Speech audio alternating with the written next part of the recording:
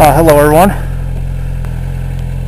I'm out here in fabulous BFE. I don't know if you could even see the mountains in the distance.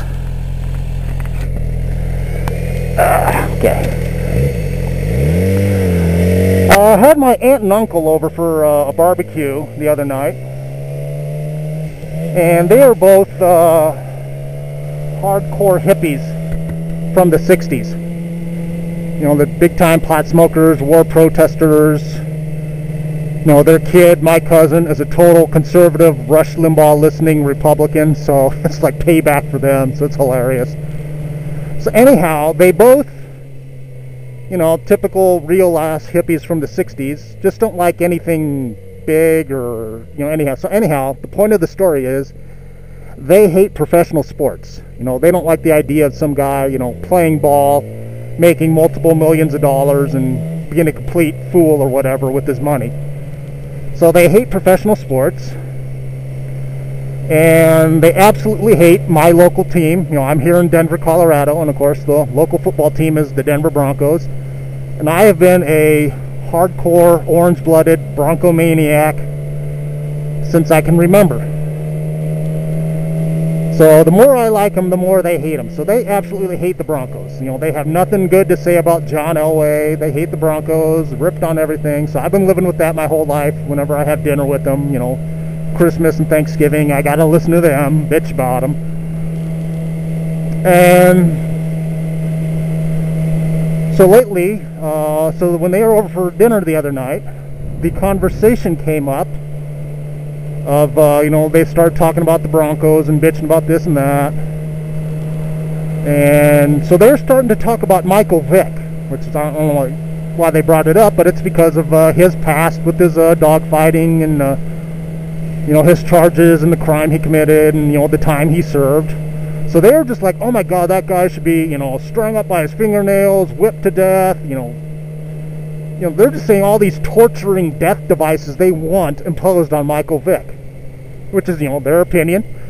But my opinion of Michael Vick was, I think he's a fucking awesome quarterback. You know, before he got into trouble, can't figure out what gear I'm in. Duh.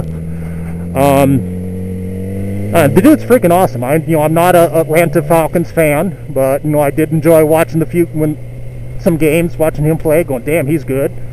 You know, in the post-Elway retirement area for my team, I always thought it'd be cool if we could trade and get him. So anyhow, then he has his trouble. He serves his time. So before the Philadelphia Eagles signed him, I thought, oh man, it'd be totally cool if the Broncos signed him. Because A, I think he's a great quarterback, and B, it would just infuriate my aunt and uncle to the point that they would explode. And, you know, they wouldn't know how to handle it. They would explode. So I thought, just to enjoy that. So anyhow, the Philadelphia Eagles signed him, so okay, bummed out. And then anyhow, the Broncos go and draft Tim Tebow, which is, oh, cool, awesome. I totally like this guy. So I'm a total, you know, I never really watched college football. You know, I've never seen what Tebow did in college other than the highlight films that, you know, they show locally to show, you know, what this guy's all about. So it's like, wow, this guy's, you know, great character, does a lot for the community, you know, for orphans and sick kids and all that.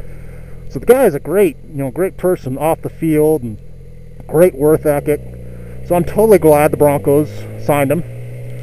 The only fucking decision Coach McDaniels made that I liked.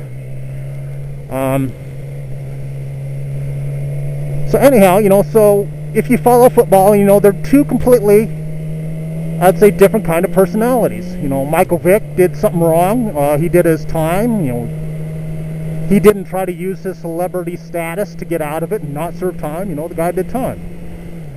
And I'm not saying, you know, I'm not condemning him or anything. It's just, or talking shit about him. You know, just you know, the guy's a great quarterback. He can still physically play some more years, and you know, best, you know, kind of wish Denver got him. I would have totally been a fan. But so anyhow, so it's, you kind of see where I'm getting to the point of the story, is they're kind of two different people. You know, I could understand why people still to this date absolutely hate Michael Vick and wish a horrible demise to him, kind of like my aunt and uncle. They just absolutely hate him. Never mind the fact that he's a professional ball player making a shitload of $1 million. So anyhow, back to my aunt and uncle and the barbecue we had the other day. So they brought up Michael Vick, blah, blah, blah, and I was just like, oh my God, what would you two have done if Denver would have signed him? And so it really surprised me when my uncle answered that question when I asked him, well, what would you have done if the Denver Broncos would have signed Michael Vick, and he would have been the hometown quarterback, and he would have just... I thought he was going to explode, saying how he would have blown up the stadium, or, just something crazy, just with his anger and hatred towards the guy. But his response really surprised me. And he looked me dead square, serious in the face, and says, what's the difference between him and Tim Tebow? And I'm like, wait, what? That one kind of blew me away. Tim's the good storybook guy, he loves his mother, does everything for her, everything for his church, and, helping out little kids. And, if you live here in Denver, you see all this community stuff he's done. And I guess when he went to college down in Florida, I'm sure there's a lot of, still to this day, Florida Gator fans that still follow him and wish him luck with the Broncos.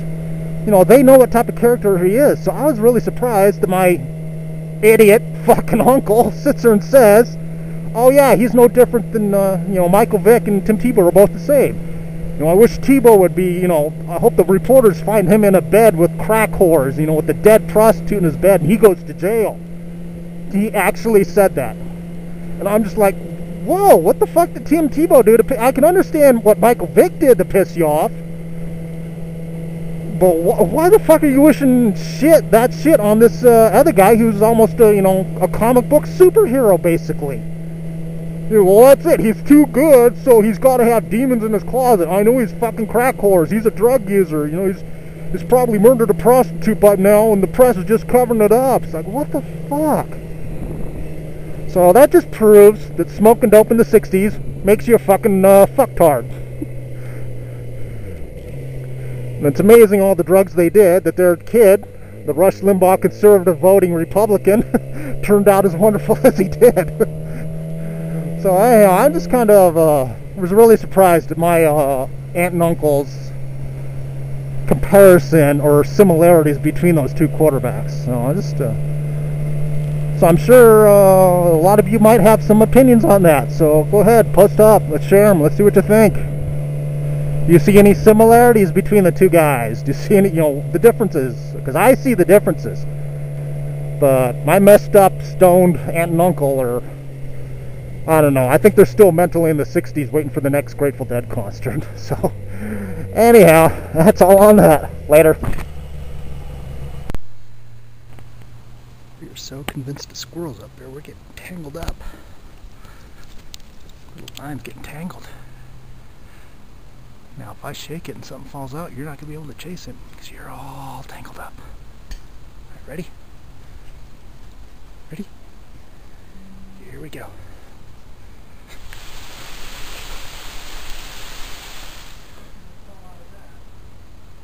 Oh, no squirrel.